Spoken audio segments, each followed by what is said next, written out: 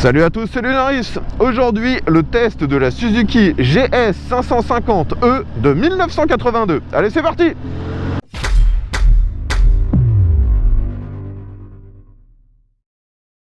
Les amis, j'ai encore le privilège aujourd'hui de pouvoir tester, grâce à l'un de mes abonnés, une moto de collection.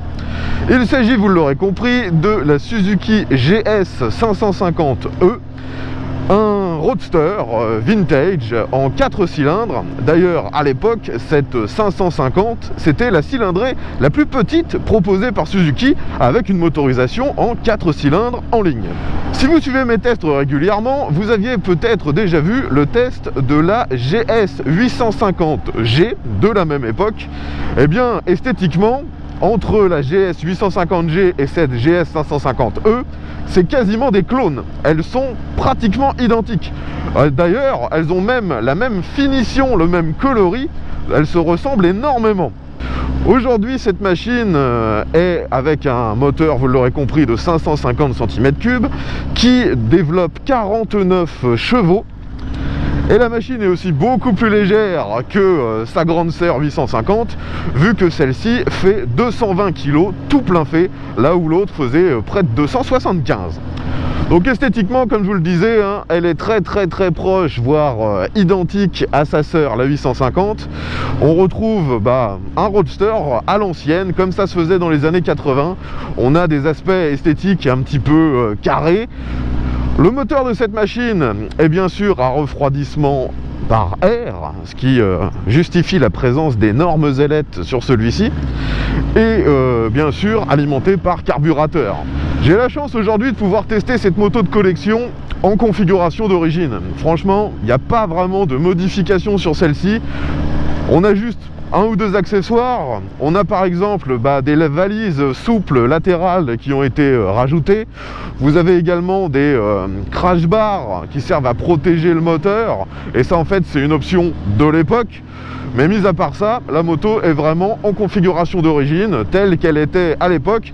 Les seules différences, bien sûr, sont l'usure. Elle n'est pas restaurée, cette machine. Elle devrait l'être d'ici quelques mois. Mais là, elle est encore, on va dire, dans son jus. D'où la présence de rouille, de corrosion.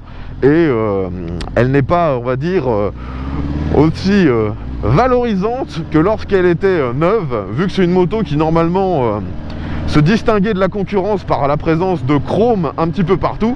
Là, aujourd'hui, la plupart des chromes, ils ont vieilli. Ils sont un peu piqués.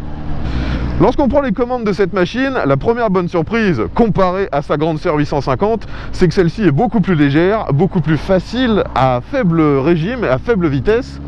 Franchement, il n'y a pas de difficulté. La selle est assez basse. Elle est relativement large, donc ça m'écarte un petit peu les cuisses sur le côté. Mais du haut de mon 1m70, j'arrive à toucher le sol sans trop de difficultés. Et la moto est bien équilibrée. Avec ce 4 cylindres en ligne, elle est aussi relativement souple. Et vous voyez que là, je me déplace en ville à bas régime, aux alentours des 2000 tours. Et il n'y a aucun problème, ça ne cahote pas. Le bruit est également très contenu. J'ai oublié de préciser que sur cette moto, les échappements ne sont pas d'origine. Il s'agit de répliques de la marque Marving, tout simplement car, comme souvent sur ce genre de moto de collection, les échappements d'origine sont juste impossibles à retrouver de manière officielle. La position de conduite sur cette machine fait qu'on est très droit. On maîtrise la moto assez facilement. Le guidon est suffisamment large et vous pouvez voir qu'il a une forme qui fait que ça le rehausse un petit peu. Et en plus, comme sur toutes les machines de cette époque-là, les pneus sont très fins, ce qui la rend très facile à prendre en main, très maniable. Cette position permet aussi de prendre les infos autour de nous facilement. Vous pouvez voir que je peux quasiment me retourner et ça sans lâcher le guidon. J'ai aussi les deux rétros qui sont bien sûr d'origine et chromés. On voit très bien ce qui se passe derrière et il n'y a pas trop de vibrations qui remontent dans le miroir. Allez, je sors de l'agglomération, là je suis en 4e, j'accélère un bon coup, voyons comment ça se passe. Donc ça prend le détour assez lentement. Vous voyez que j'arrive à 6000.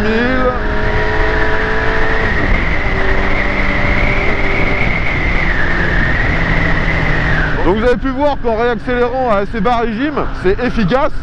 mais c'est pas du tout performant. Et le moteur, là on voit vraiment que c'est à l'ancienne, hein, ça ne prend que lentement des tours. Pour l'exploiter à son plein potentiel, va falloir rester sur des rapports beaucoup plus bas. Alors j'arrive sur le petit virage que je prends à basse vitesse à chaque fois. Donc là vous voyez voir, je suis à très faible allure.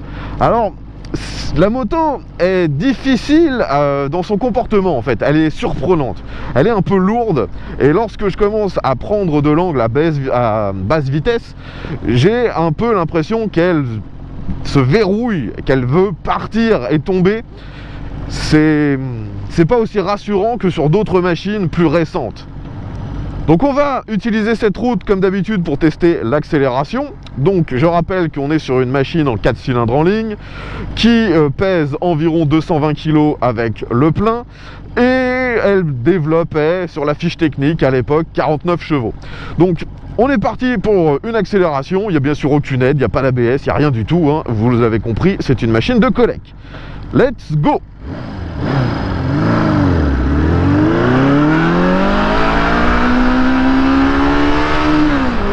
On sent qu'elle a un peu de mal à prendre ses tours. Allez, je ralentis. Je me méfie un peu parce que forcément le freinage sur ces machines-là, ça n'a rien de moderne. Ça ralentit, dirons-nous, plus que ça freine réellement. Bon, alors je pense pas que la carburation soit au top parce que le moteur a vraiment du mal à prendre ses tours. Il est efficace jusqu'à 4-5 000 et après il caote un peu, il a du mal, ça fait comme des paliers de résistance, c'est assez bizarre. On va recommencer ça dans l'autre sens. Donc je profite d'être ici pour faire un demi-tour. Vous voyez que je touche des deux côtés, mais j'ai malheureusement les repose-pieds qui me gênent, donc je suis obligé d'écarter les pattes encore plus et donc je peux pas mettre mes deux pieds complètement à plat. Je signale mon intention de tourner, je braque à fond, je laisse comme d'habitude la machine droite. Est-ce que je vais réussir à faire demi-tour ici? Oui. Je finis pile sur l'autre fil. Donc c'est un angle de braquage tout à fait standard. Allez, on est reparti pour retenter le 0 à 100. Let's go!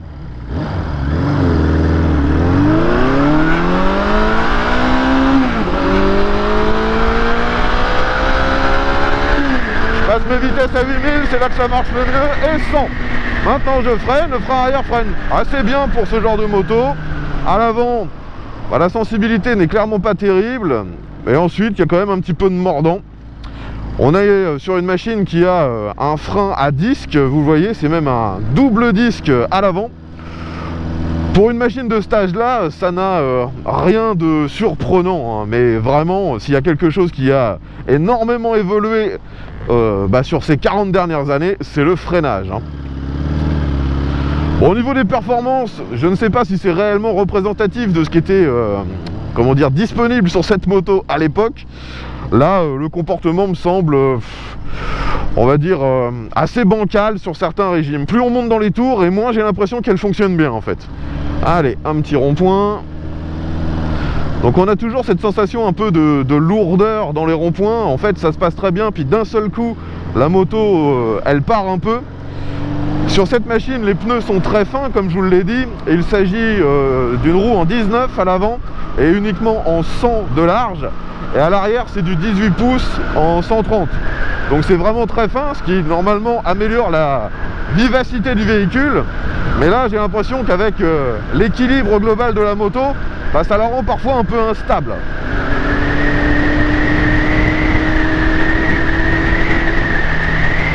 Pour l'instant, là où ce moteur est le plus agréable, c'est réellement en restant entre 2 et 5000 tours. On cruise et c'est pas performant, mais c'est efficace. Je sais pas s'il y a encore les 49 chevaux, ça m'étonnerait, très franchement. Au niveau des commodos, c'est bien sûr comme sur sa grande sœur GS 850G. On a sur la gauche tout ce qui est éclairage et clignotant, mais c'est pas comme maintenant, on a les clignotants par exemple qui restent fixes, ils reviennent pas dans la position centrale automatiquement, et vous devez aller vers le haut ou vers le bas pour allumer les feux. On a également bien sûr un klaxon, et le bouton du klaxon permet également de faire un appel de phare quand vous appuyez dans l'autre sens. Sur la droite, c'est plus, on va dire, conventionnel. Vous avez un coupe-circuit, le bouton pour allumer l'éclairage, ainsi que le démarreur électrique. Au niveau du compteur, bah, c'est à l'ancienne, hein. Vous avez deux gros compteurs à aiguille, un qui vous indique votre vitesse, l'autre le compte-tours, et vous avez également tous les voyants habituels, ainsi qu'un témoin de rapport engagé. Et ça, c'est vraiment quelque chose que j'adore sur les anciennes Suzuki des années 70-80, c'est qu'elles avaient ce témoin de rapport engagé. Mais c'est pas du tout numérique comme sur les machines récentes, hein, c'est complètement analogique.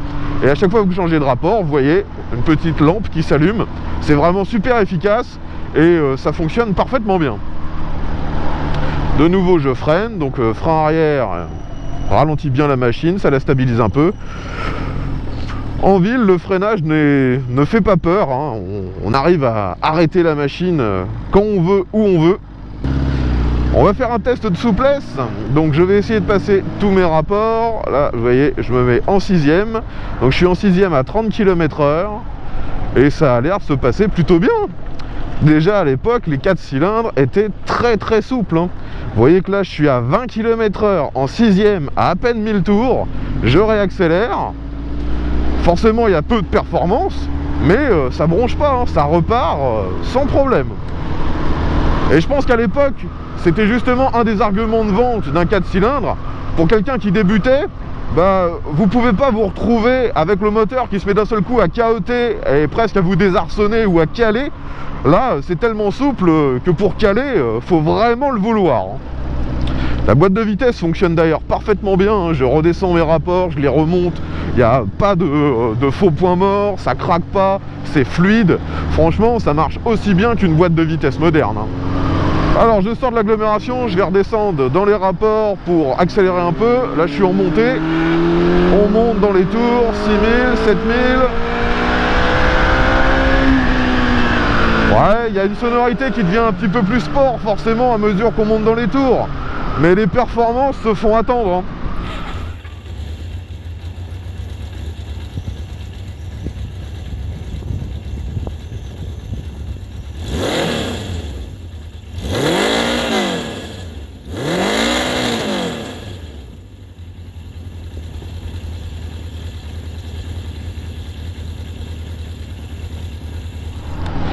J'arrive sur un petit dodan que je vais bien sûr prendre à 30 km/h. Actuellement, les suspensions sont plutôt confort. C'est pas tape-cul, c'est un petit peu mou. C'est pas typé sport du tout. À l'avant, c'est bien sûr une fourche standard, elle n'est pas réglable. Et à l'arrière, on a un amortisseur de chaque côté. Ils ont été remplacés, ce ne sont plus ceux d'origine. Là, on est sur des modèles de la marque Agon, mais qui reprennent bien sûr les caractéristiques nécessaires pour cette moto. Allez, me voilà dans une succession de virages, voyons comment ça se comporte. Donc je le redis, hein, ce moteur n'incite pas forcément à monter dans les tours, il est plutôt agréable avant les 5000. La sonorité de l'échappement est vraiment étouffée, hein, par ces échappements. Et il y a du poids, ça n'incite clairement pas à faire le con. Et en même temps que ici, dans cette succession de virages, je trouve cette 550 bien plus fun et plus accessible que la 850. La 850, fallait vraiment se méfier, elle était lourde, elle était difficile à emmener. Là, c'est beaucoup plus facile, mais forcément, bah, les performances sont loin d'être dingues, hein. Et j'accélère à fond.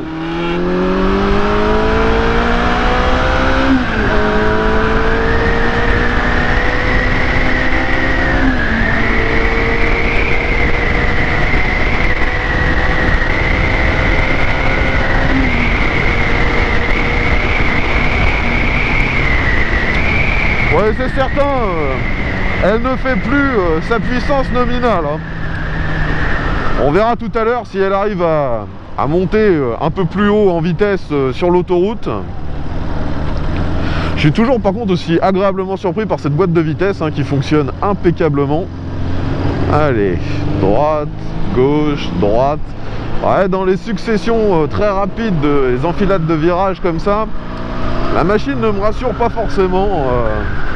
On sent bien que Les suspensions pompent très légèrement, il y a toujours cette propension au véhicule à vouloir se verrouiller dans une direction. Pourtant j'ai vérifié, il n'y a pas de problème au niveau des roulements de colonne de direction. Il semblerait que ce soit la moto qui soit équilibrée comme ça. On passe maintenant sur l'autoroute, j'accélère fort et c'est parti.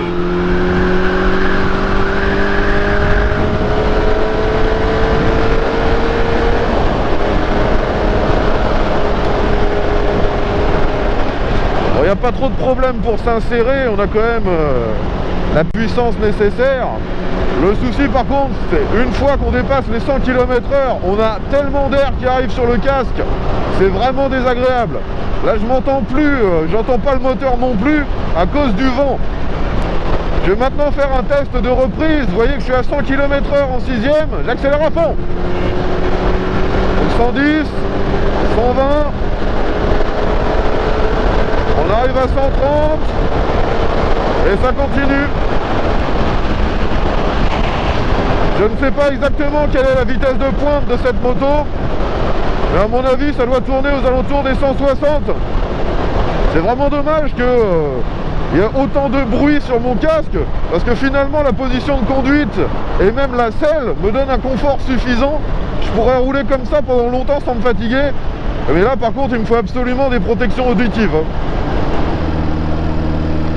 Ah, vous voyez, il y a vraiment une limite en fait. Quand je prends de l'angle, la moto est plutôt stable. Après, elle passe dans une phase où elle se dandine un peu. Et j'ai l'impression qu'il faudrait que je me penche encore plus pour revenir à une phase où elle est stable. C'est un peu bizarre le comportement de cette machine. Je ne sais pas s'il y a un problème qui pourrait provoquer ça. Au niveau de l'éclairage, bien sûr, tout est d'origine. On a donc encore les gros clignotants absolument énormes de ces années 80. Vous pouvez voir d'ailleurs que, comme pour beaucoup de pièces de la machine, tout ça c'est chromé. C'était du plastique chromé et malheureusement ça vieillit pas forcément très bien. On avait également le derrière du compteur qui était en plastique chromé. Lui aussi ça a assez mal vieilli. Et c'est dommage parce que c'est justement à l'époque sur ces aspects chromés qui lui donnaient un côté haut de gamme qui permettait de se distinguer de la concurrence. Allez, une dernière accélération.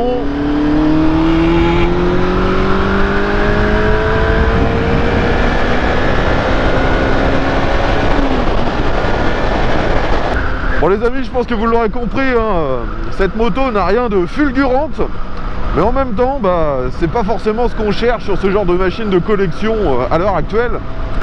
Au niveau dynamique, ça n'a vraiment plus grand chose à voir avec ce qu'on pourrait avoir avec une machine de ce type plus moderne, ne serait-ce que même des années 90. Bon donc au niveau dynamique, je pense qu'on a fait le tour. Maintenant parlons un petit peu des autres aspects de cette machine. Tout d'abord, au niveau pratique, vous avez, comme sur la plupart des motos de cette époque, la selle qui est basculante. Elle reste fixe sur la moto, mais vous pouvez l'ouvrir et récupérer ce que vous aurez mis en dessous. Malheureusement, l'emplacement n'est pas très grand. Vous avez juste de quoi mettre un gilet jaune, peut-être quelques outils. Et vous avez un autre emplacement qui est vraiment dans l'extrémité de la moto, où là vous pouvez ranger un petit peu plus de choses, mais ça restera des choses de petite taille. Vous ne pouvez pas mettre de U par exemple. Comme la plupart de ces machines à cette époque, la moto est équipée d'origine d'une béquille centrale, et ça pour faire l'entretien ou même tout simplement pour se garer, c'est vraiment impeccable. Au niveau de la consommation, ça reste une moto classique, pas trop grosse en cylindrée, donc faut s'attendre à environ 6,5 litres au 100, ce qui est raisonnable pour une machine de cette époque. D'ailleurs, la particularité de ce modèle, c'est que le bouchon est dissimulé derrière un cache. Le cache verrouille à clé, mais le bouchon, lui, est juste sur vis. Et lorsque vous l'aurez dévissé, malheureusement, vous le gardez dans les mains. C'est un peu pénible.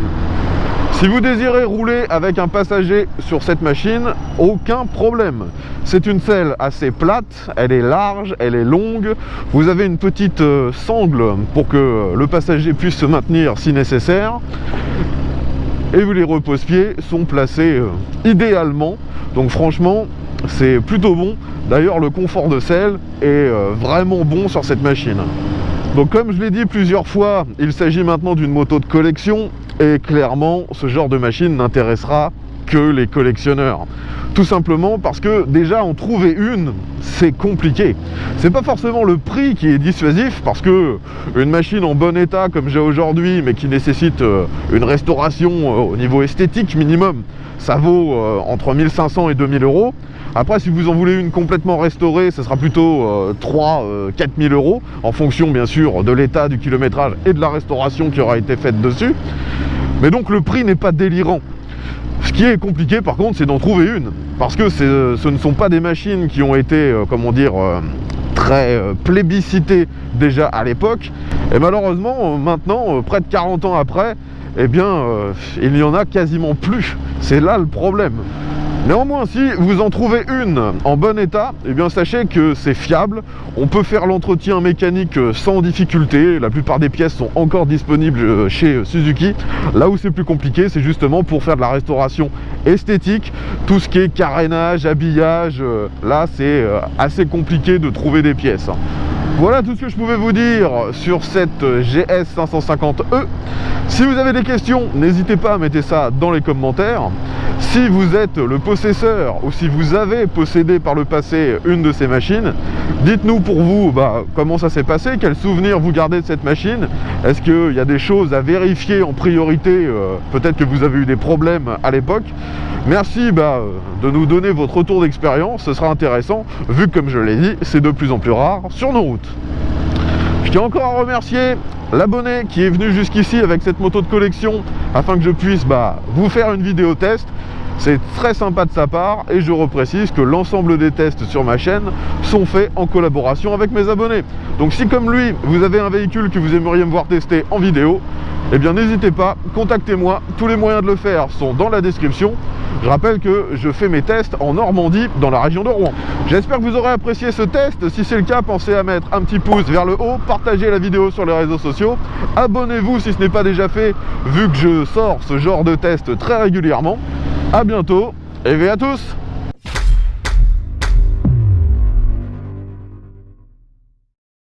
Finalement, je me demande si à la même époque, les versions bicylindres de ces machines n'étaient pas mieux, tout simplement, plus légères, un peu plus sport, pas forcément plus puissantes, mais peut-être plus exploitables et plus démonstratives.